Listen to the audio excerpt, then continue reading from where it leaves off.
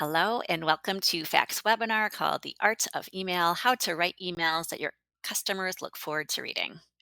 Our presenter today is Corinna Bench, founder of My Digital Farmer and co-owner of Shared Legacy Farms in Ohio. I am Larissa McKenna, FACT's Humane Farming Program Director, and I will be moderating the session today. Also with us today is Samantha Gasson. She's FACT's Humane Farming Program Associate, and we're all really glad that you could join us. Just take a quick minute to do a few quick introductions before we dive into the presentation. So Food Animal Concerns Trust or FACT, we are a national nonprofit organization. We work to ensure that all food producing animals are raised in a humane and healthy manner. And to accomplish this, we support humane farmers. We promote policies that make food from animals safe and healthy to eat. And we also help consumers make informed food choices. So I get to direct FACT's Humane Farming Program, and along with Sam, we work with livestock and poultry producers from all across the country. We offer grants, scholarships, personalized materials, mentorship, and then lots of webinars on all different topics. We are currently accepting applications for our Fund a Farmer grants and our Humane Farming Mentorship Program. So please visit our website at foodanimalconcernstrust.org/farmer to learn all about these opportunities and our other farmer services. So this time, I'm going to turn the floor over to my colleague Samantha, who will introduce our presenter. Thank you, Larissa. So I'm very excited to be the one who is introducing Corinna Bench.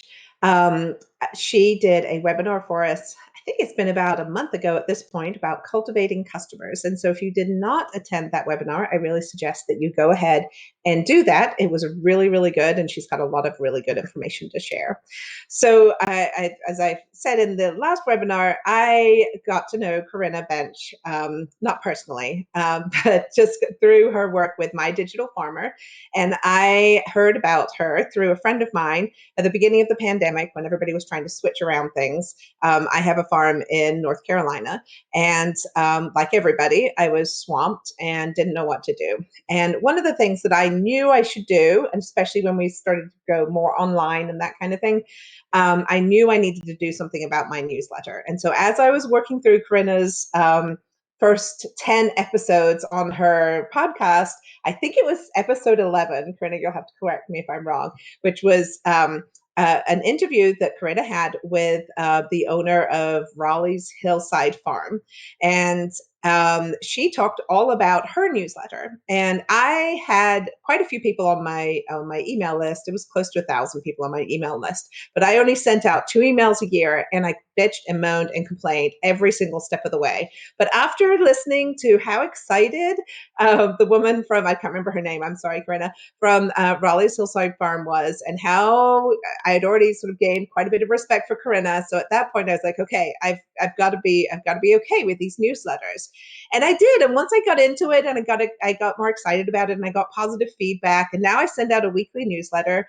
I like it. I look forward to writing it, and I'm not a writer. So I hope you can get as much out of what Corinna helped me, all the obstacles she helped me overcome when it came to not really wanting to do a newsletter. And I'm going to tell you a little bit more about Corinna now that I've gone on about how much she meant to me. Anyway, so Corinna is an entrepreneur, a CSA farmer, speaker, podcaster, consultant, and educator who is committed to helping CSA farmers build CSAs that are profitable and viable for the long term. Since 2008, she and her husband are full-time farmers at Shared Legacy Farms in Elmore, Ohio, where they manage a 425-member CSA customer base that now boasts a retention rate of near 90%, which is amazing.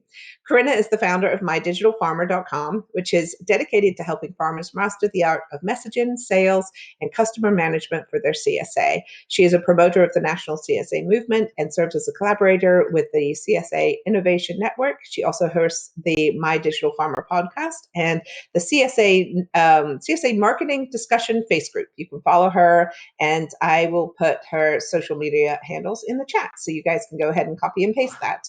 But without further ado, I'm going to hand the virtual mic over to Corinna Bench. Take it away, Corinna. Well, hi everyone. I am so excited to talk about this topic with you today because it is one of my favorite things. I love email marketing, and I feel like over the last few years I've gotten really good at it. And so I'm excited to try and get you excited about it too, and give you some tips for how you can get more confident and proficient at writing great emails and ultimately leading those emails to sales, right? So, the topic of today's webinar is to how to write these emails that your customers actually look forward to reading. Now, can you even imagine that happening? Like, can you imagine having a customer say this in their mind? I can't wait to read this email from my farmer. I remember when I first started learning how to do email marketing, I was like, nobody wants to read emails. Email is going the way of the dinosaur. Emails are boring. I hate opening emails. And I couldn't imagine a customer ever thinking this. But it is possible because I'm telling you now that I actually have customers who tell me they look forward to my emails. And some of them actually say, I can't wait to read what you have inside there. So we want to learn this skill so that people actually feel this way, because when they do, great things happen for your revenue as well as for your brand. So before we get started, I want to do a few questions to try and see where you guys want me to talk through this content today. First of all, I just want you to rate your confidence with email marketing. So I want you to go to the chat bar right now and I want you to give me a 1 to a 5. All right. 1 star is like, oh, I suck. And 5 star is like, yeah, I'm pretty good. I'm pretty awesome at this already. And I'm just here to learn more from you. So we've got a lot of 1s, 2s, and 3s, a few 4s. Good. Awesome. So 2s and 3s mostly right now. So it sounds like we have people that are really wanting to just level up a little bit. Okay, cool. I love that. All right. So here's my next question. I have a few more before I move on to the next slide. I want to know, what is your biggest challenge with email marketing? If you could pick one thing, what would you say? Write that out in like a little sentence. Don't give me paragraphs, just a quick sentence. What's your biggest challenge with email marketing as you see it right now? Finding time to create it, material, time, building my list, not sounding like a robot, increasing the size of your list, finding weekly content, getting it all in there. Yes, creativity, best platform. Okay. Content marketing. My open rate sucks. Okay. Good. Being able to appeal to a general audience. This is all good stuff. Oh, I love this. Knowing what to say without being salesy all the time. Oh, that's a very common one. Half my list doesn't even open my emails. Totally normal, by the way. So don't feel super bad about that. Perception. Okay, that was good. That was good. Content that's personal. Okay, I have another question before I move on to the next slide. Why do you want to be a better email marketer? Like, why are you here today? Why do you feel like this is important to learn? Sales. Drive sales. Tell me what's the point? Sales, sales.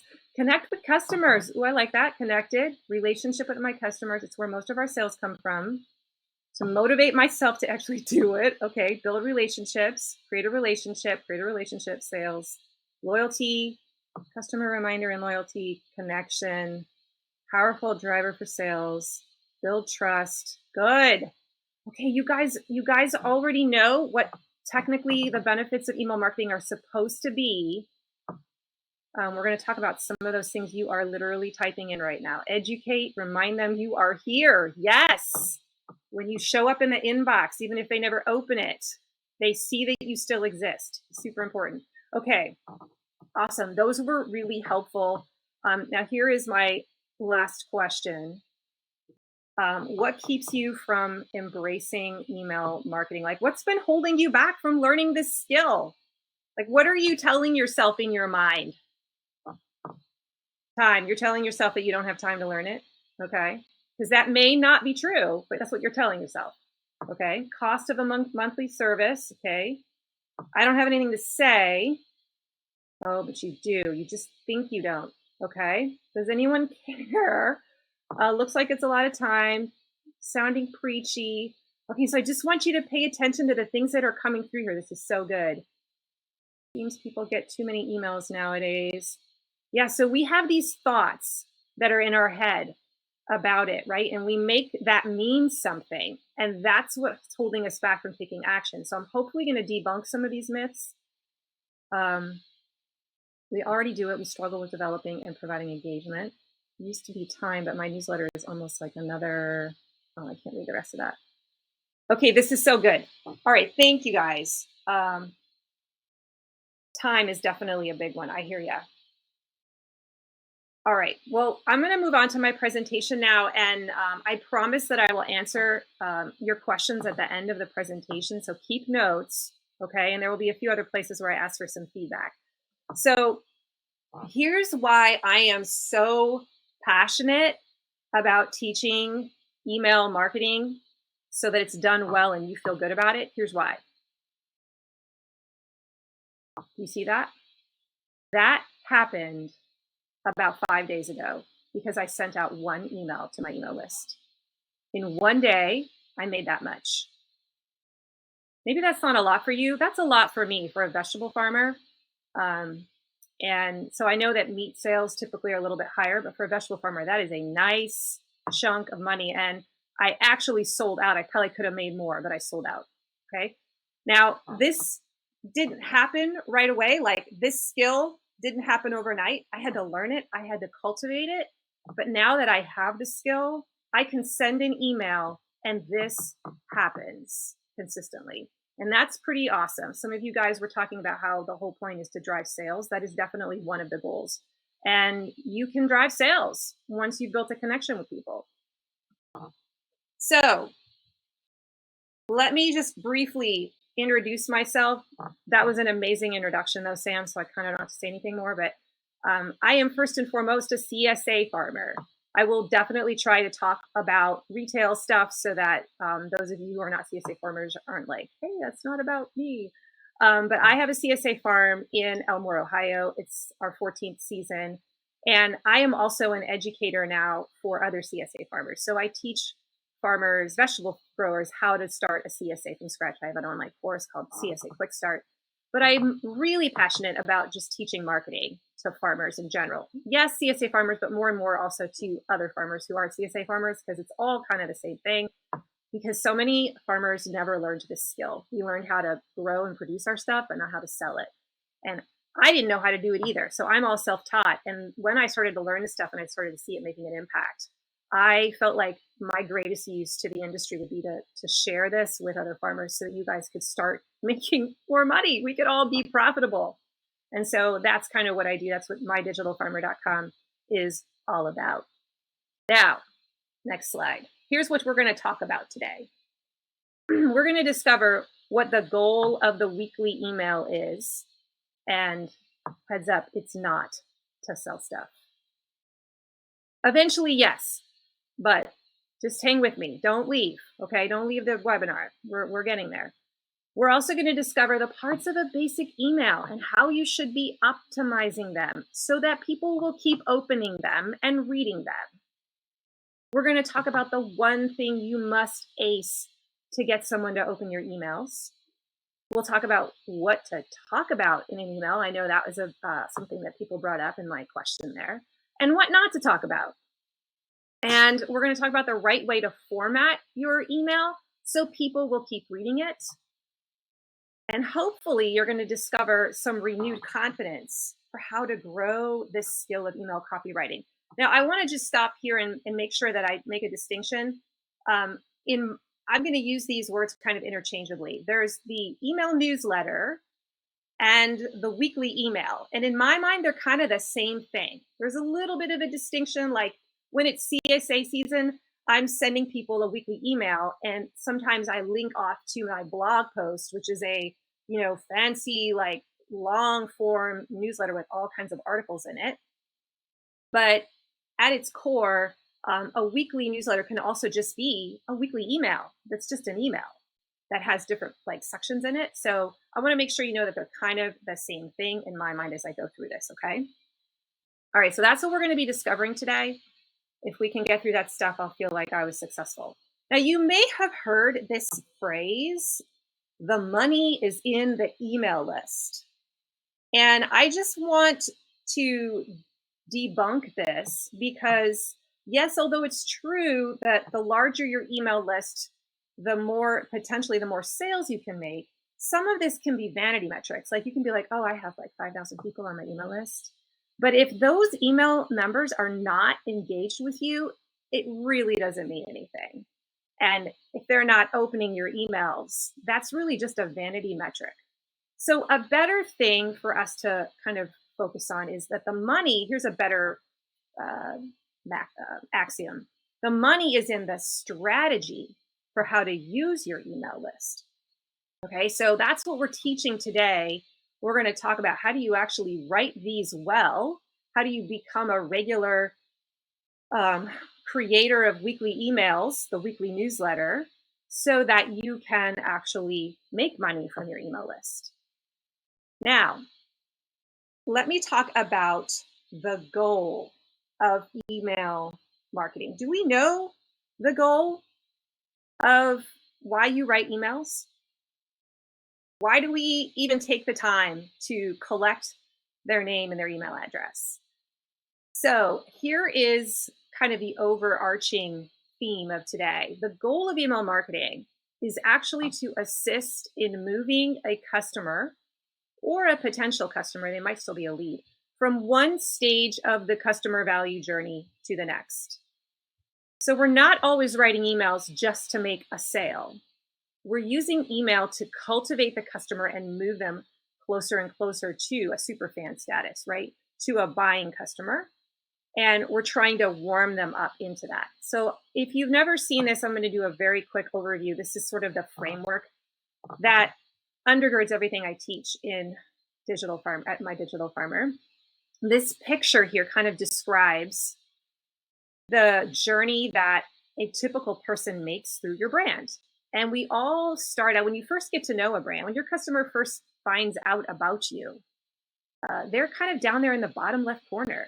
Actually, before they even get into the awareness box, they're like unaware. They're unaware that you even exist. Then one day, somehow they find out about you. They're not a buyer yet, people. They just saw you at the market. Okay. Maybe they don't even know what you sell yet, but they see you. Then the next stage is we need to coach them to become engaged with us. They actually start talking to us or engaging maybe in our social media. This is where social media comes to play. We try to help them figure out if they like us or not. They are not on our email list yet. Okay. They are just seeing us from a distance, engaging, watching our videos, whatever. Now, ultimately, our goal is to get them onto our email list, which is what that subscribe box is all about, right? We want them to subscribe because once they're subscribed, we own that email address, right? Before that, Facebook was like the conduit by which we could talk, or Instagram, and we don't own Instagram or Facebook. Like Facebook could go down for a day. Oh, wait, it did. And we couldn't access our customers, right? So if you don't own the email address, you don't have a way to talk to them. So we really want to get people to subscribe. And then email helps us to begin to cultivate the journey as they move through these other boxes. So email is not just about selling, it's about other things. So then we want them to convert. Okay, that's the next phase where they actually buy something from us for the first time. And then after the sale, we want to use email to excite them, build the know, like, and trust factor even more. And then we want to use email to ascend them through our product suite. We want to give them more and more offers. And that ladder box is actually called the profit maximizer stage. It's like a thing in marketing. That's where you make your money, not in the convert box. You make it in the ladder. So we need to have a strong relationship with our members, with our customers, so that we can keep giving them offers and they'll want to keep buying. And then eventually they become an advocate. They start making testimonials. They start talking about you to other people. And then ultimately they become a brand promoter. And in each of these boxes, you kind of see these green arrows going back and forth. There are key moments where email can become a powerful tool to move someone to the next stage in the journey. So that is the role of email marketing. It is not just to make the sale here in the convert box. We're actually trying to get them to connect with us too. So we are coaching, this is called coaching the conversion in the marketing space. How are we moving people along? How are we coaching them through the different boxes? And I used the image of a shepherd here to try and help you see, like, your role is to shepherd them from stage to stage. Now, how do we build relationships? Let's talk about that real quick. If that is the goal, is to build a relationship with someone first before we try to sell to them, how does that happen? It happens in stages, right? So we do not get down on one knee the first time you meet someone. Let's just, think about the dating scene. You see a person, let's just say in a bar. It's not a great place to meet someone, but whatever. And, you don't go up to the person and say, hey, you want to get married? Like, that's creepy. So, first we're going to look at each other from a distance and make eye contact. And then we might sidle over and like buy each other a drink and have a conversation. And then maybe if we're really liking this person, we decide that we might want to ask them out on an actual date. And we do many dates. And then eventually we might want to meet their parents and their friends, right? Like, there are stages that we have to honor when we're building a relationship. And it's the same with selling. We've got to take the time to build that relationship so it doesn't feel icky when we make the move and ask them to get married, or AKA buy our product. So the weekly emails job, this newsletter, okay, is to create connections. It's to build what's called the KLT factor. In the marketing space, KLT factor means the know, like, and trust factor. We want our customers, they might not even be customers yet, right? We just want them to get to know us, to see if they like us. We want to share our values with them. We want to share stories with them that help them figure out, do I like this person? Do they solve a problem for me? Like, there's a lot of warming up that happens in some of these early stages. And then once they start buying, like, we continue to create content in these emails that makes them feel like, wow, I love this person. I love when this person talks to me. I love what they share in these emails. This is a really great brand. I love supporting them. So we're building that know, like, and trust factor. Now, I want you to answer in the chat, how many of you are afraid that by sending a weekly email, you will come off as salesy? If this is a hell yes, then I just want you to write yes in the chat right now. I just want to see how common this feels. Yep, totally normal. I actually love it. Oh my gosh, there's one no so far. Awesome. Yes, yes, yes. Very common experience. And here's one of the reasons that we might feel this way. I used to feel this way too.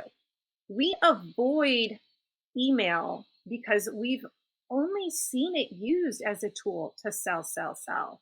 I mean, not always, but I feel like the majority of the time when we check our own inbox, that's the kind of stuff we're seeing. And so we just think, well, that's how I'm supposed to do it. And I don't want to do that because that rubs me the wrong way. So I want you to stop thinking of email as a place to sell. All right. Instead, I want you to think of it as a place to tell stories and connect with your people and help them figure out if they're a good fit for your brand. Okay. I think of email as primarily as a place for me to tell stories. And that is what the majority of my emails are, stories. And I'll talk more about that in a minute. Because stories connect with people. And I definitely sell in many of those emails, but there's a way that I do it that doesn't feel icky. Okay, so stop thinking of email as primarily as a place to sell, and you will be immediately released from this pressure. All right. So there is kind of a 3-to-1 rule that I use in general. Like, I don't follow this as a hard and fast rule, but when I'm writing my weekly newsletter or my weekly email, my goal is to do 3 what I call relational emails for every one hardcore promotional email. Now, in general, um, there are different kinds of emails. I feel like I should back up and just quickly give you the categories. So there are three basic types of emails. There is what I call the promotional email, which is written to sell something. Okay, those are probably the ones you hate writing. Then there are the relational emails, and these are where you give stuff away, like you have a freebie, or here's a guide you can have, or here's a little handout I made, or here's a link to a cool blog post that's awesome, or here's a fun story that happened to me this week with a fun lesson. Here's the moral of the story. Or yeah, just the goal is just to build connection and relationship. And then the third type is what's called a transactional email, and these are the things like order confirmation, or we've refunded you, or here's how you can change your password, right? Like these sort of things that you have to get something done, right? Those are the three kinds of categories. Today, we're really focusing on the relational email, a little bit on the promotional email, because sometimes they coincide. So this 3-to-1 rule is a really good kind of maxim to live by, and it takes the pressure off of you as you sit down to write every week, because you really shouldn't be doing a hardcore promotional email every single week. Now, what I often do, and I'll show you this later, I often will, if I'm gonna try to sell something, because I know you go to market every week, I know you have stuff to sell and you want to make people aware of it, right? So let's try to use two things, kill two birds with a stone. But I spend the majority of my email doing the relational work, and then maybe in the PS, because everyone reads the PS, I throw in the promo message, really short and sweet. Okay, but we'll talk more about that in a second. So let's move on to the anatomy of a highly converting email, because there is a science to how we put our emails together. And this is just so huge. When you start actually embracing this stuff, it really makes a difference. There are 7 key parts. The first part of your email that we need to spend some time talking about is the subject line. All right. And let me drill this into your brain right now. The only goal of the subject line is to get the person to open the email. We are not trying to cram the entire content, in a nutshell of what the email is about in that. No, we're trying to give them a hook, a tease, something to get them to open the email. Now, let's just remind ourselves how this looks. So I did a screenshot of my own inbox a few days ago when I was preparing these slides. It's a little bit hard to read, I apologize, but kind of stare at that, all right? So which of these emails would I open first? Am I gonna read, look at the 2 that I circled, Race Day Quads, new weekly deals? Or am I gonna read the one from Jimmy Cassens, belated happy birthday, dear Corinna, look, I can even see the beginning of it. So sorry about being late for your birthday. Anyway, wishing you okay, so Jimmy Cassens, that's my godfather. Okay, so of course, I'm gonna be excited about getting an email from my godfather. Not as excited about something that says new weekly deal from Race Day Quads. I don't even know who that is. Why are they even in my inbox? Whatever. But I just wanted to remind you that there is a quick first impression that we make just by reading the subject line. Okay. So learning how to write a great subject line is super huge, because your open rate may suck because you have a bad subject line, not because your email inside is awful. They may just read that subject line and be like, nope. So how do we write a great subject line? Well, your first clue is look at your own inbox, because every now and then you're going to see an email that catches your attention that you actually want to open. And just see if the subject line isn't what drew you in. And I've learned a lot about how to write good subject lines simply by copying the style of the ones that work on me. Now, the things that I tend to do the most are a subject line that piques curiosity. I'll share an example in a minute. Where I use a hook.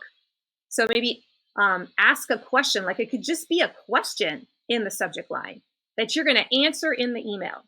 People love questions. They can't help but open emails with questions because they want to close the loop. Their brain wants to close the loop. Or you could use that email to summarize in a nutshell what's inside. So your customer, this is mostly for like the promotional kinds of emails. So your customer does actually want to buy stuff from you. Let's just be clear. Your ideal client wants to know when you have super awesome offers. So when you've got something cool, tell them. Make it short and sweet so that's very clear what's inside. So let me show you some examples of some actual subject lines that, oh, no, sorry, hold on. I have a few more categories. Then I'm going to show you some examples. My bad. So another type of subject line category would be breaking news. So if you have an announcement, a really cool announcement, then share that boldly in the headline, sort of like something you'd see in the newspaper, right?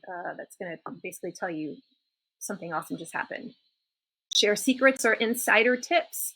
People love to feel like they're in the know, okay? Or make an irresistible offer. Make an irresistible offer that, again, is short and sweet, very clear in the title. Now, here are some examples of actual subject lines, just to kind of show you what I mean. Karen Ayers's legendary roasted tomato sauce. Okay. In my community, everyone knows who Karen Ayers is. She's this awesome cook in our Facebook group. So people are going to be like, oh my gosh, they've been talking about that. I've been wanting that recipe. Oh my gosh. Okay. That one worked really well for me. Case study, how one CSA member uses carrot tops. Okay. This is an example of how I'm going to like pique someone's interest who's like, what? You can use carrot tops? Really? Farmer Jed, that's my son. Farmer Jed was accepted into ANSAT, which is the aviation school out here in Toledo, and what that means for us. Okay, do you see how that would be, again, like what? That's almost like announcement meets curiosity, because they're going to want to know, holy cow, what just happened? I didn't even know he was applying. The 3 lies we tell ourselves as CSA members. Oh, what are those lies? I want to know, especially if you're a new member. Did you get your hubby to eat those dang beets? Okay, that's kind of just funny. It's a question. I don't know if you guys can read that one. I've got stuff covering it. It says 7 tickets available for field to table dinner tomorrow due to cancellations. Wanna come? Okay, do you see how it's written in the vernacular? It sounds conversational and it's just blunt. So those are just some examples of how I've used some of those categories to write really good subject lines.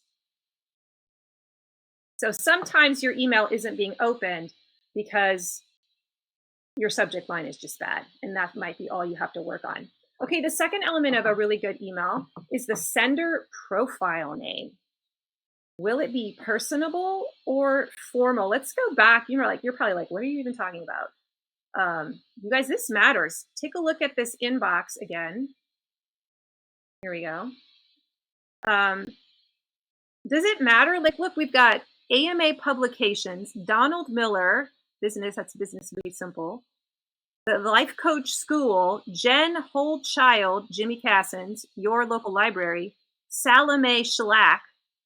Okay, so are we going to say the name of our business? Or are we going to say Farmer Kurt? Or are we going to say Kurt from Shared Legacy Farms? So they kind of, in case somebody doesn't know that you are combined with the brand, they might not know that yet. Does it matter? So will you be inclined to open one over the other as a user? I tend to think that having your name as the sender name matters. It just feels more like a personal letter as opposed to race day quads. Like that just feels really salesy to me, right? I don't know who that is. Who's the face behind race day quads? So taking the time to fix that element might be a really powerful indicator as well. I also just, again, want to point out the words. Notice the words after this bolded subject line. Use this real estate wisely because a person can read the first few characters of your email. And don't miss this, guys, because people are making split-second decisions about whether to open your email based on those 3 factors.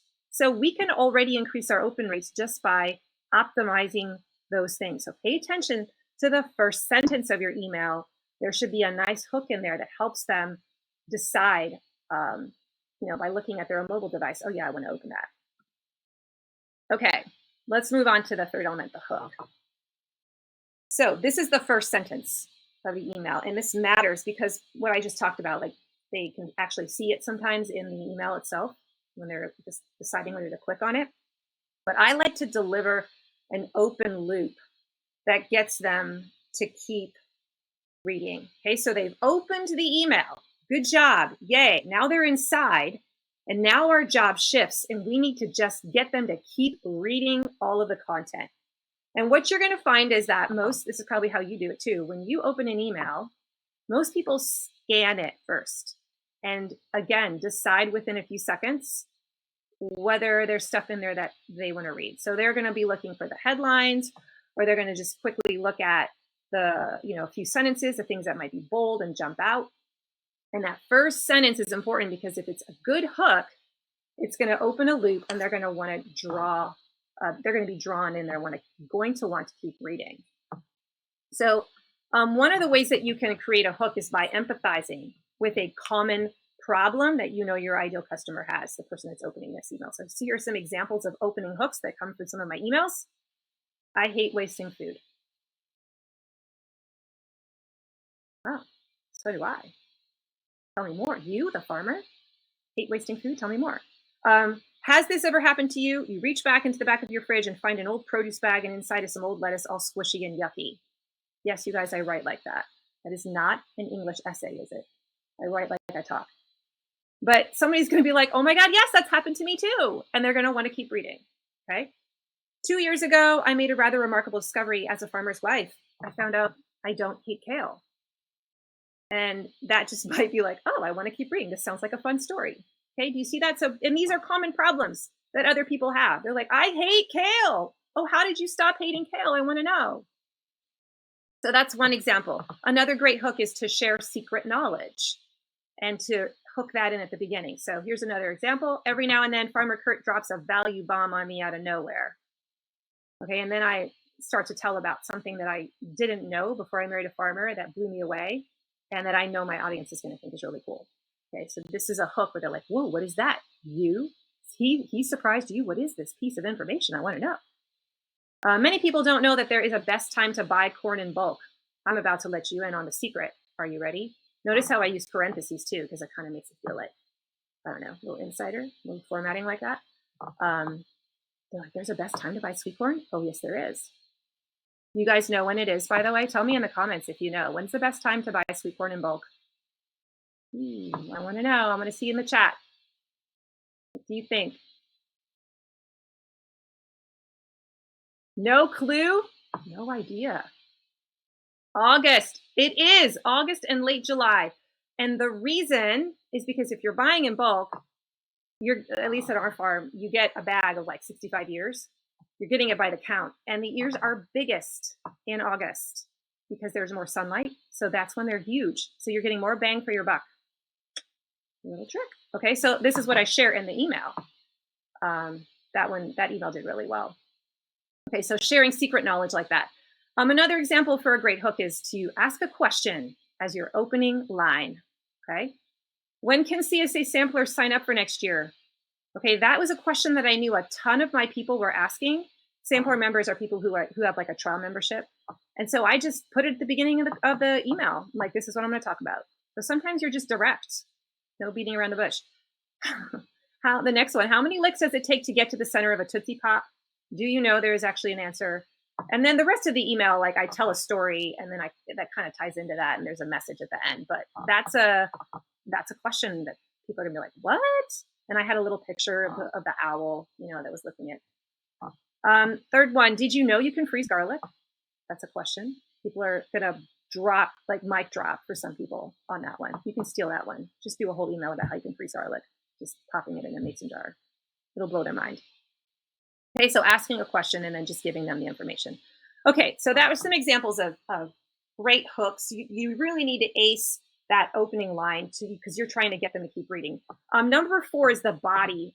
This is the core message of your email, the meat of your email. And the goal of the body is to get them to take action.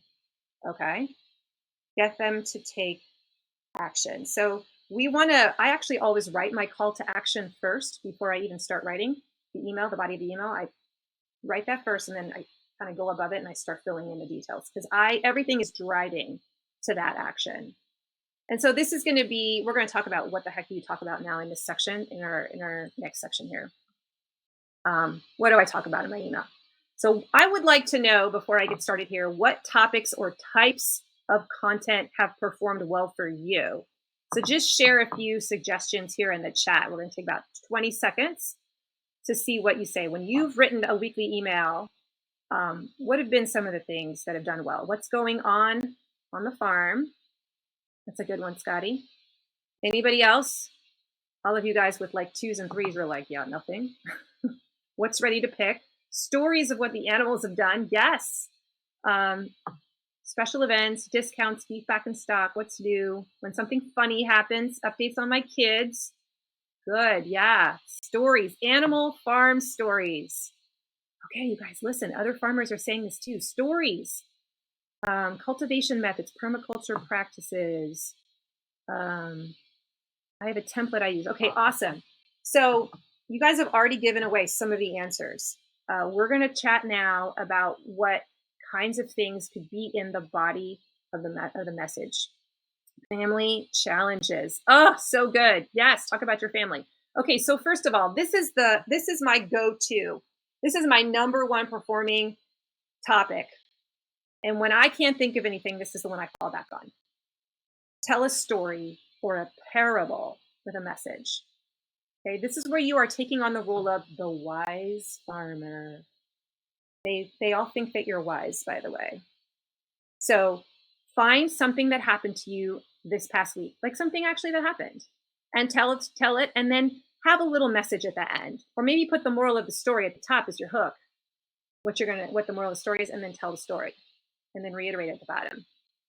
People love this because many of them have had similar situations, like if it's a parenting thing, or my car broke down. Like today, you guys, I'm not even kidding. My husband didn't come home last night to sleep, and I wasn't even aware. I woke up at 6 a.m. and he wasn't in bed. He had gone to go pick up a bunch of sweet potatoes in Dayton, about 2 hours away, for our Thanksgiving shares. And apparently his truck ran out of gas at 10:30. He called AAA. AAA never showed up. So he called me at 2 a.m. I had my phone on silence. And then I totally missed it. He calls me again at 6 a.m. He's like blowing up my texts, and I didn't even know until 6 a.m. My poor husband is freezing his butt off in this box truck on the side of the road for 8 hours last night. Okay, that is an amazing story. And I'm going to do that in my email this week. Okay, stuff like that.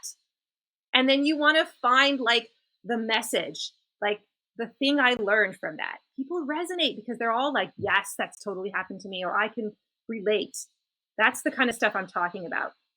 So I used to be a pastor a long time ago, and I think that's why this is so easy for me, because when I was creating my sermons and my messages, I knew that people paid attention when I told stories. So I was always trying to find stories, and then I would like find the metaphor in it, right? I would pick out a metaphor story. Often I would figure out what is the thing I want to tell them, like what's the message, and then I would try to find a metaphor story or something that had actually happened to me that week, or maybe even like 3 months ago, and I would pull that story out of memory, and I would tell the story, and then I would pull the message out, okay, and try and be like, it's sort of like this.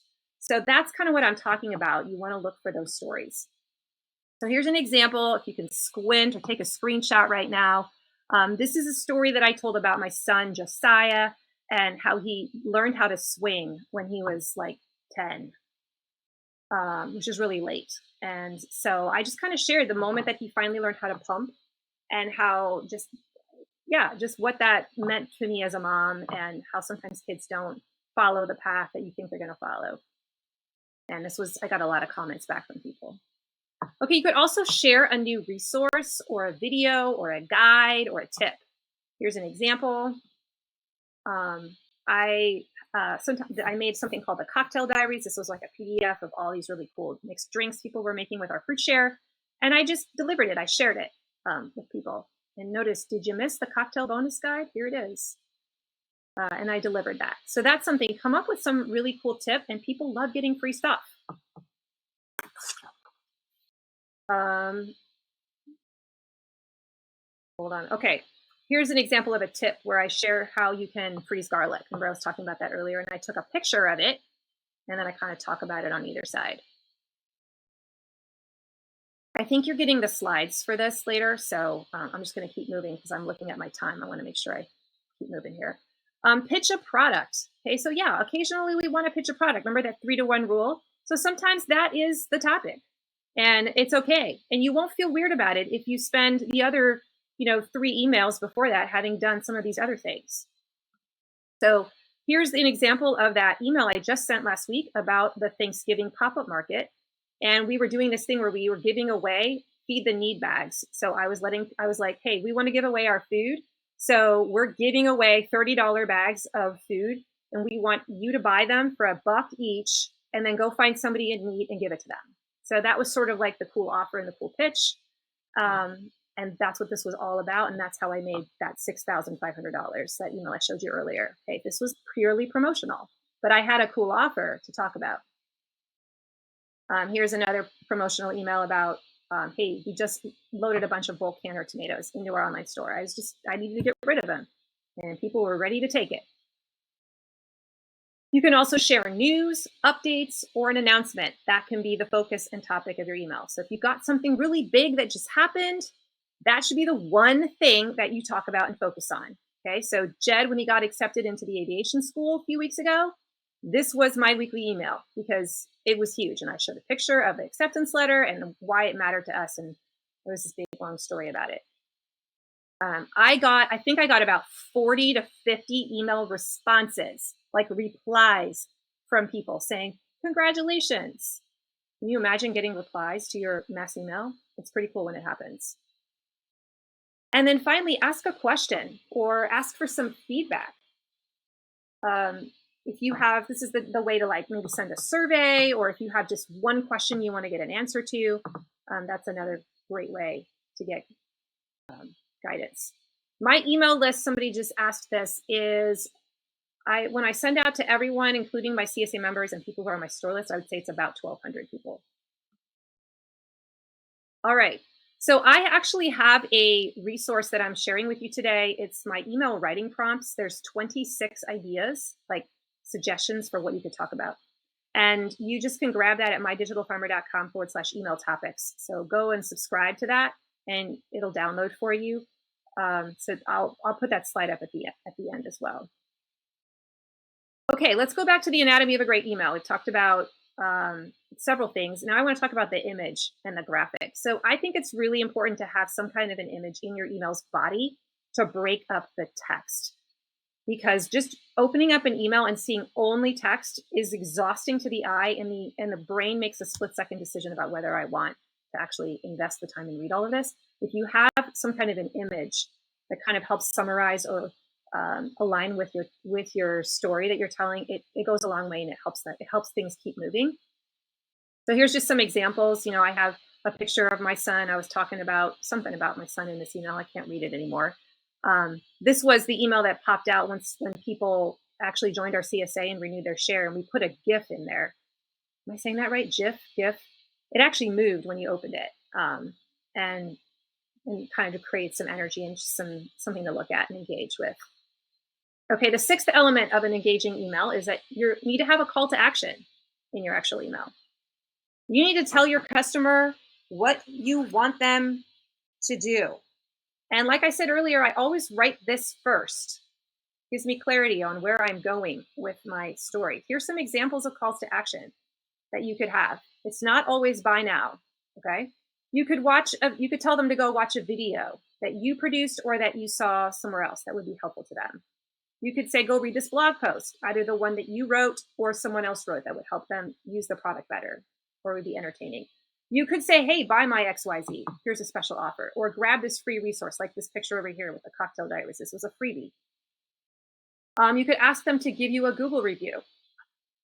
Or, hey, I have a question for you. I'm looking, what's the one thing that's frustrating you right now with the CSA? And see what they say, or whatever your product is. Okay, so here's just a short list of examples, but come up with something that you want them to do and put that in there first. Now, remember, this is important. Ideally, we want that call to action to be something that links away, that's clickable, because we are coaching the click. This is so important. In your relational emails where you're just giving and being funny or building connection, we still want them to click on something. because it becomes this habit, this pattern. Oh, I always click on emails. There's always something good on the other side of the email. Okay, that's what's happening in the brain. So that when you have an actual offer that's linked up in your email, they're already so used to, well, I always click on things. I always click on things. And it's always something good on the other side. You guys, this is a real thing. Okay, they teach this in email copywriting. So we are coaching the clicks. This is why that CTA is so important. And then finally, the postscript, the PS. Your emails should always, always have a PS, okay? Because everyone reads the PS. Remember, people scan the email before they read it all. And they definitely read your PS because of the way it's formatted. So make sure there's something good and juicy in there. Let me show you an example. I think this was something about how to can peaches. Yeah, P.S. In my next email, I share the one thing I wish someone had told me before I invested in a bunch of canning jars. Oh my God, don't you want to know what that is? Aren't you like waiting now for the next email? Maybe you're not. But I feel like people who are reading about canning, which is what this whole sequence was about, would want that. So it can, these PSs can open a hook, or excuse me, open a loop that people will want to close the next time they see an email. Or I like to actually sell things. I like to put my offer into the PS. So I often, when I'm using the PS, I either reiterate the call to action and say it again in another way, or I open up another loop, or I pitch my offer and try to sell things. It's usually a soft sell. If the email itself was not a promotional email, it was a relational building one, then the PS is a soft sell, or it's not a big deal. I just kind of mentioned it. Hey, by the way, if you want to work with me, this is how you can, XYZ. Or here's some things that I'm going to have this week at the market, XYZ. Okay. All right. Best practices for writing your emails. This is the last part of the webinar. So I'm going to try and zoom through this in under 10 minutes because I know we're getting close to the time here. This is super, super important. Formatting of the email matters a ton. Now we need to you've got to follow the rules of email copywriting. Okay, so copywriting is not like, oh, I have a copyright on that patent product or whatever. That's not what I mean. Copywriting refers to the art of persuasive writing. That's what that word means. So we need to learn and follow the rules of email copywriting. And these rules are different than the ones your English teacher taught you in school. Okay? We do not write our emails like an essay. You've got to let that go. Now, if you don't believe that, whatever, I'm not going to change your mind. But the minute I stopped trying to write perfect grammar like emails, everything changed. I started writing like I talk. And that's the first rule in my book. Write like you talk. That means you can have fragments. That means you can have 2 or 1 sentence, 1-word sentences. Okay, can you kind of squint there? It says, good question. Like your English teacher would be like, that is not a proper sentence. And she would give you an F. Okay. No, not in email copywriting. You write like you talk. It should flow like a conversation. And so one way that you can kind of get better at this is you can literally talk out your email, like into a little dictation device on your phone or whatever, and then write it out. So that's a really great tip. It should feel like a letter. And this is why I'm not a huge fan of those email newsletter templates, like the kind that when you open them up, they look like a newsletter with, little columns and boxes and da-da-da-da. I just personally, when I get those, I don't open those. And I guess they feel kind of like mass emails. They feel like something that was made for a bunch of people, not for me specifically. Whereas if I'm just reading a text-only email with like a picture in there, I can kind of think in my mind that maybe she just wrote this to me, especially if I write it that way. So there are all these visual cues that are helping a person say, oh, this is like a letter. And so we want to kind of make sure as we're writing that it should feel like that to a person. All right. Use white space. Okay, this is another big one. As you look at some examples in this slide deck of my emails, you'll notice that I very rarely have long paragraphs of text. I usually do no more than 2 sentences in a paragraph, and I often do 1-sentence paragraphs. with white space. You see the carriage returns, and that's intentional. Email copywriters teach that because what it does is it draws the eye down. Our eye gets exhausted if we see giant blocks of text. Our brain thinks, oh my God, I'm going to have to read all through that, and I'm going to have to think and like expend energy and burn brain cells. And I just don't want to. So we want to help out the eye. We want to help them quickly scan this and figure out, do I want to keep reading this? And they'll be more likely to read it when it's written that way. Also, personalizing the intro. So you can use a personalization option with almost every email service provider. I think everyone does it. This is the tag that I have to put into ConvertKit, which is the one that I use. You can see the little brackets around it. And if you use MailChimp or whatever, like figure out what those personalization tags are and put them in there. You can even put them into the subject line so that the person sees it and it looks like you're calling them out personally. It should feel like you're writing to a specific person. When you sit down and write the email, I want you to imagine one person and you're writing to that person. Don't talk to people as if they're a group. Okay, that's really important because then it comes off as, oh, they made it just for me. And if you can throw in these personalization tags from time to time, it really feels that way when you're actually reading it. Okay, so we're not saying, hey, you all, hope you guys are having a great week. No, you're saying, hey, Susan, or you're talking to one person. All right, next tip is to use formatting. Use formatting. And what do I mean by that? So just take a look over here on the right. I actually don't love this. I feel like there's a lot of text there. It's too many bullets. But bold. So bold some of your sentences. Use italics. Use the headings feature where some of the stuff actually is a different point size and it's larger. You can use color. Although don't go crazy with that, but you can use color. You can use all caps occasionally. You can use bullet points like this. Again, what it does is it draws the eye down and it breaks up the text. And it makes it more likely for the person to read it. So as you're writing your content, just keep hitting the carriage return, look for ways to make it scannable, okay?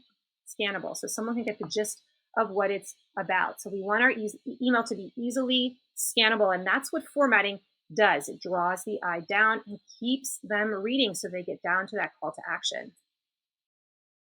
The ellipsis, use the ellipsis. This is really fun. Wait, what's an ellipsis? Hey, it's that ... Okay, I fill my emails with ... And what that does is it's a visual cue that opens a loop. Somebody wants to figure out, well, what comes next? She just did ... How do I finish the sentence? And it'll just keep them reading to the next line and the next line. So practice using that. That's a really fun way to open the loop and keep people moving down the email. And then finally, include a clickable call to action.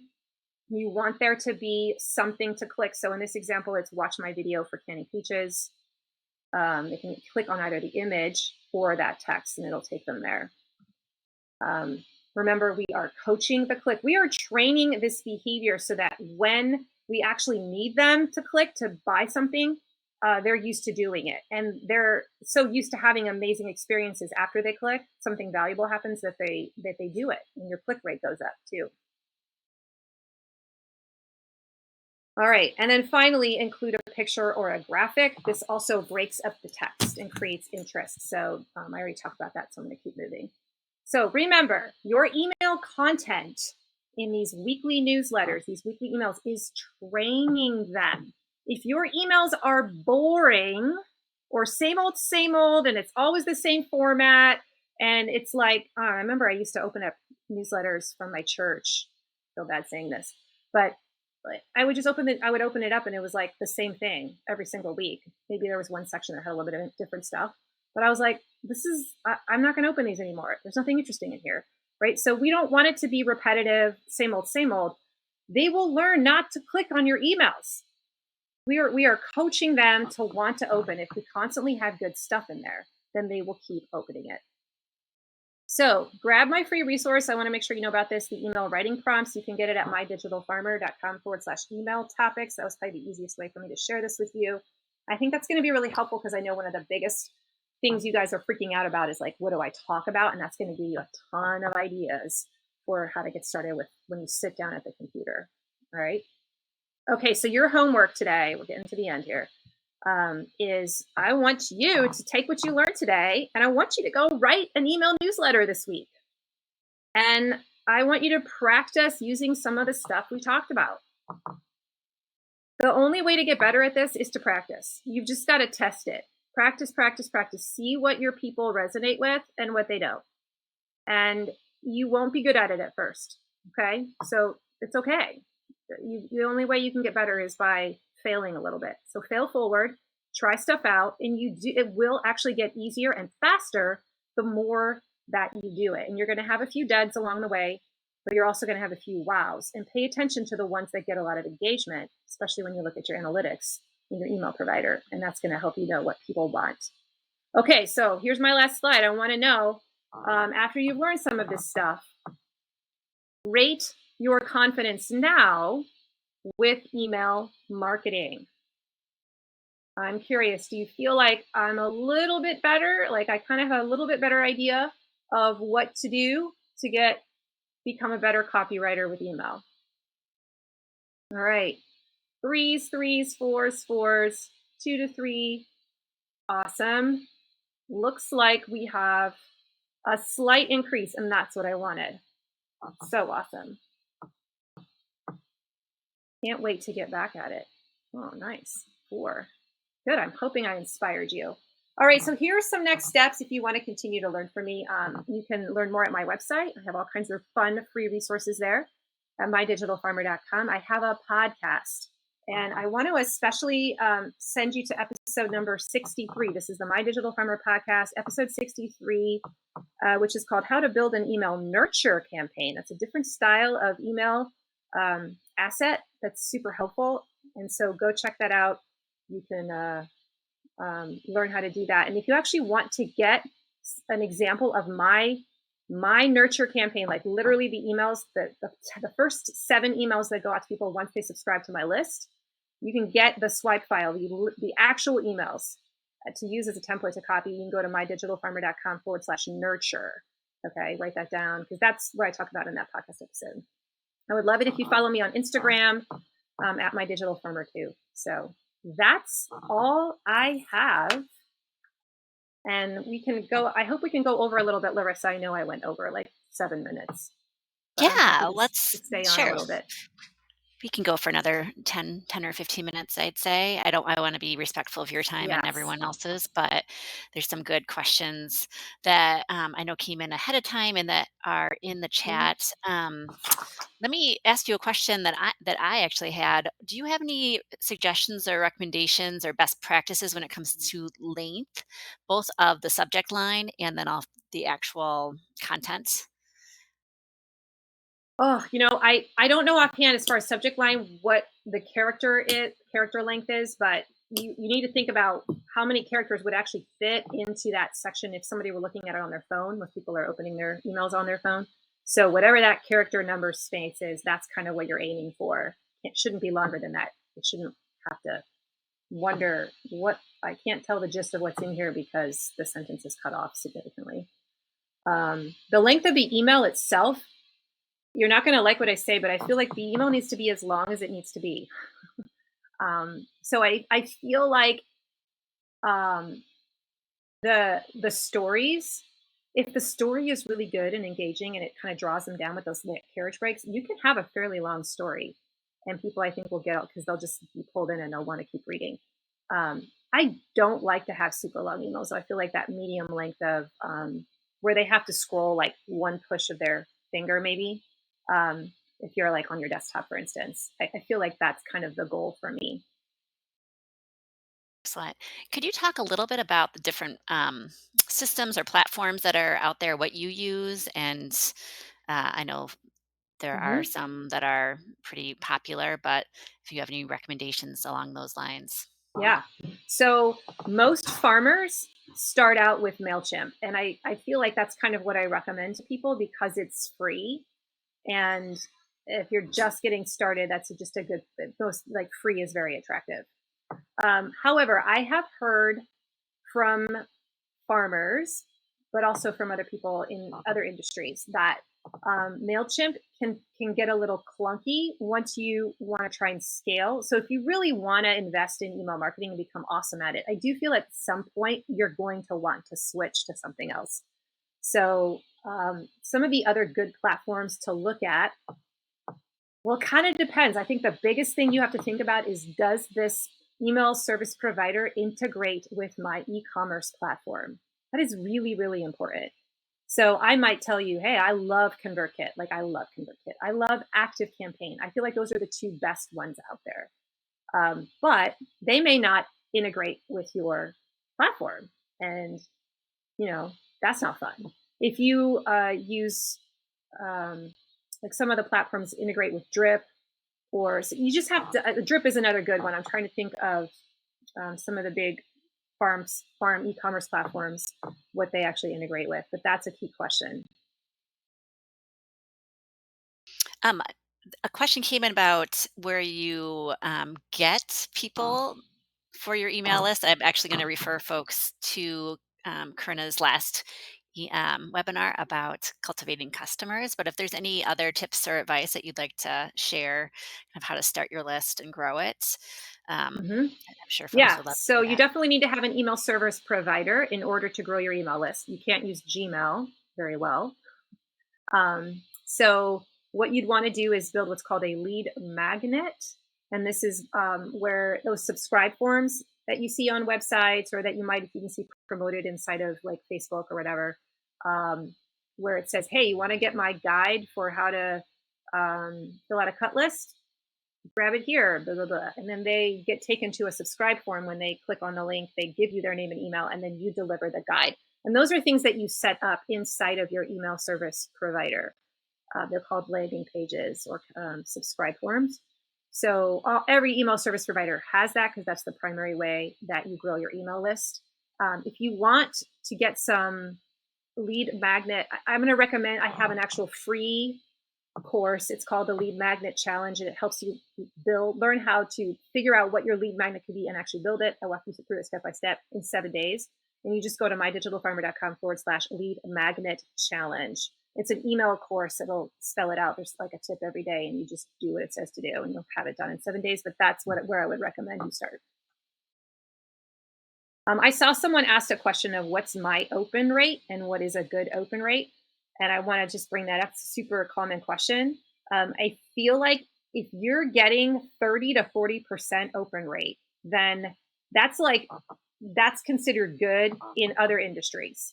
Now, if you have a really strong customer list, like my CSA weekly email that goes to my CSA members, where I share the newsletter with them, that has about a 70%, 75% open rate. But that's a very hot audience. And they are like eagerly awaiting to know what's going to be in my box this week, which is what's in there. So I think you'll range anywhere between, if you're down like below 20, then you've got some work to do, I think, to try and get that up. Now, one of the ways that you can try to bump that number up is by creating that nurture email sequence that I was talking about at the end of my presentation. The nurture sequence is an automatic email sequence that drips out, like, let's say once every 6 days. And you've pre-written these. They are automations. So once someone subscribes to a certain form, you tell your email service provider, start them on this drip campaign. And those 6 emails that drip out over those 6 weeks are so awesome. They're full of amazing content. They add value. They give, cool freebies away. And those are often have the highest open rates of all the emails you'll ever send, because people are so excited when they first join your email list. And what that does is it actually helps your open rates go up. Well, it helps your statistics in your email service provider, because so many people, when they first join, like, your open rates are so high in those that it kind of skews your results, and it tells your provider, like, hey, people like their emails. So that's a really good way to kind of get your email open rate up in general too, and to show up in the inbox, not the promotions tab, because it's sending these positive signals out to the internet, like, people like these emails. If you spend the time to write those and get those really good. Folks are wondering, how many topics do you typically cover, and how often would you say is a good kind of frequency to send out?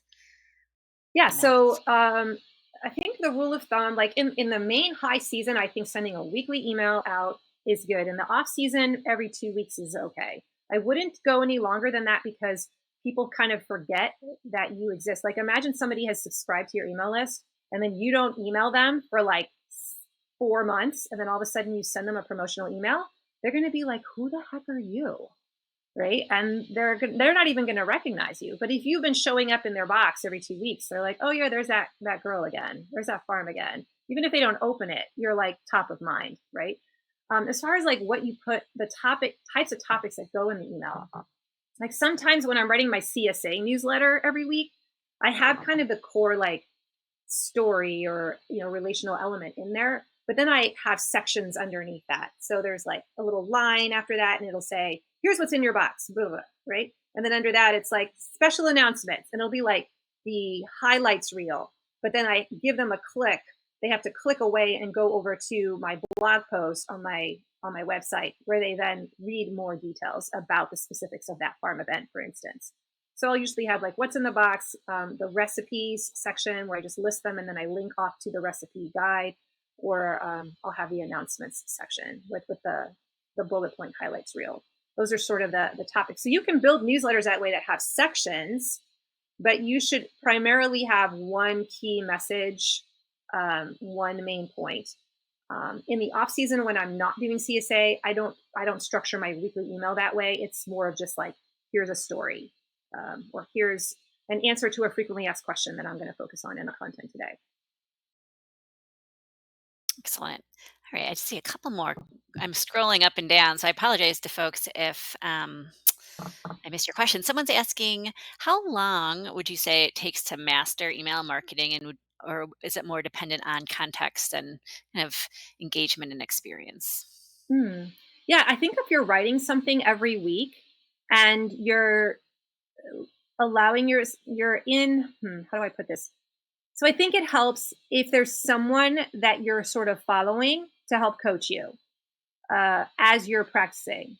So, if you make a point to kind of study this as an art or get on a few people's email lists that do this well and open their emails and just kind of study it for the sake of how they write the email.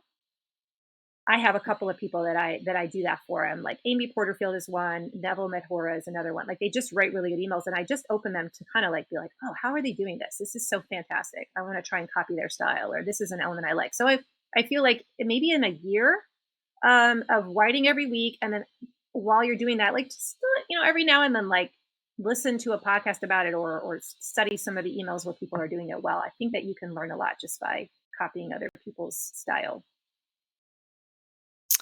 Folks are wondering if they're, eh, for example, do you? I know during the growing season, it's kind of everything's topical and things are pretty timely. But is there a time when you do kind of pre-write a bunch of emails that you have kind of in your back pocket and then schedule them? And also, how long does it take you to generally put together an email? And I should probably ask, before you had so much experience, how long would you expect it to for someone that's kind of more, Yeah. starting out?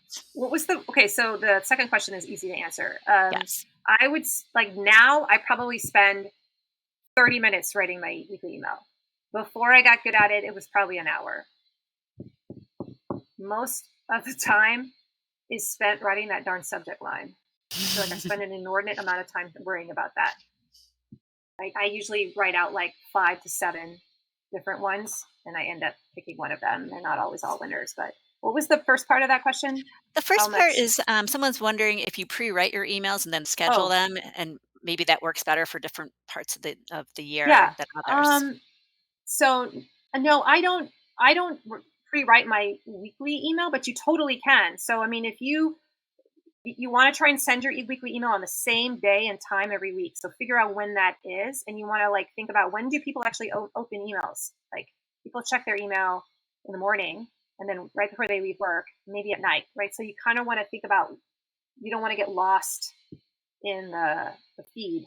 So pick a time and try to be consistent. So if because that's good for the algorithm. Like there's the reason why sometimes we end up in the promotions tab is partly there's all different kinds of reasons, but one of them is like you're not consistent with your time. So if you don't send an email for like 4 months and all of a sudden you do, like they read that as, oh, that's spam. But if you're always sending consistently, they're like, oh, this person always sends an email and they always, it's got a pretty high open rate from people. So this is probably a good email. I'll put it in the main inbox. So we want to try and pick a regular time. If that means that you then have to write it a day before and schedule it, or write it 2 days before and schedule it, you can totally do that. It kind of depends on what you need, how you need to do this. The emails that I pre-write are usually the promotional emails. So if I'm doing a launch of my CSA product where I'm going to try to get people to renew their share, for instance, I do pre-write those and schedule those so that I don't have to do that in the moment when I'm in heavy sales season. But that's a different style of email. That's not the relational email. That's like I'm promoting unabashedly for 7 days, and I have to pre-write those. The nurture emails that I talked about before, those automatic drip ones, those are pre-written, and those took me like when I first did it, probably a whole day to write those 7 emails because I was new. But once they're written, they have been running on autopilot for me for 3 or 4 years. And I only go and tweak them once a year. I just take a look at them, and sometimes I add some more information. So that's kind of an example of a marketing asset that you do spend some time on initially, but then it works. It works forever for you. It's well worth the effort and time.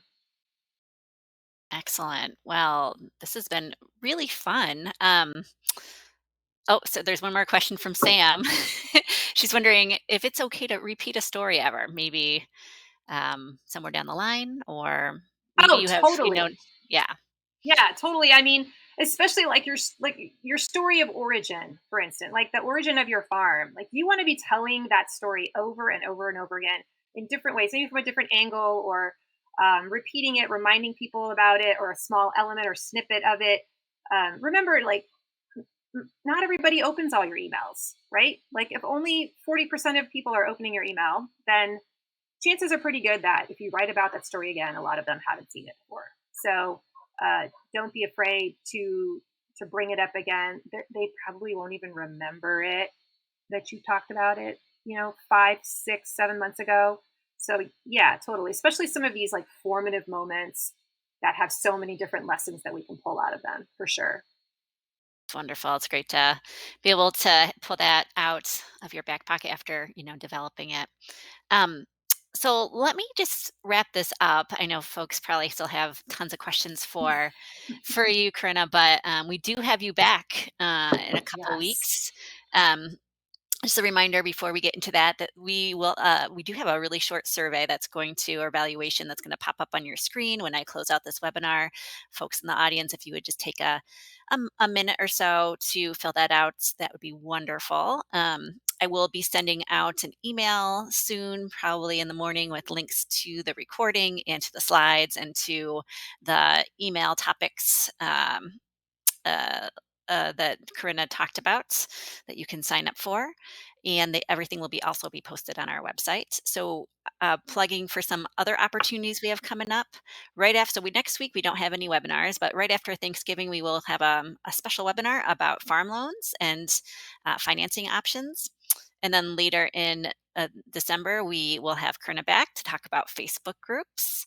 In addition, don't forget that we are currently accepting applications for our Fund a Farmer grants, for our Humane Farming Mentorship Program, and our scholarship program. Those are ongoing throughout the year. So folks will think about all those opportunities. I'll include links in my follow-up email as well. So um, I think that's about all the time we have for today. So I would like to thank you, Corinna, for putting on such a great presentation and taking the time to answer questions and really making it personal and giving all the examples. I think that's what really, really helps, brings it home for me, and for your help, Samantha, as well, being on here and the support.